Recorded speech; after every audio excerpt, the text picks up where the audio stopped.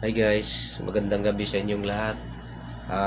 Wala po ako ibang isabi sa inyo guys, kung dili pag-pray na to si dating PRRD si Tatay Digong Duterte guys. Nandoon siya ngayon sa ICC. Pray na to nga sana malagpasan ni Tatay Digong ang nangyayari sa kanya ngayon.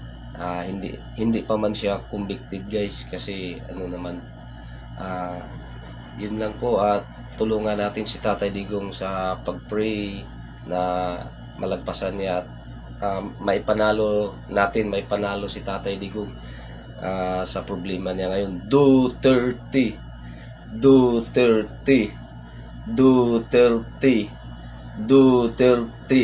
Laban lang po Tatay Digong, Inday Sara. Laban lang po tayong lahat. Hindi tayo magpakawala ng pag-asa. Nandyan si God, nakatingin kung ano ang tama at mali sa nagawa. Nandyan si Papa Jesus para suportahan at hindi pabayaan si Tatay Digong Duterte. Pray natin na ipanalo ni Tatay Digong yung ano niya ngayon sa ICC. Wala naman siyang jurisdiction dito sa Pilipinas. Kaya go lang Tatay Digong, alam ko matalino ka. Laban lang Tatay Digong. Duterte.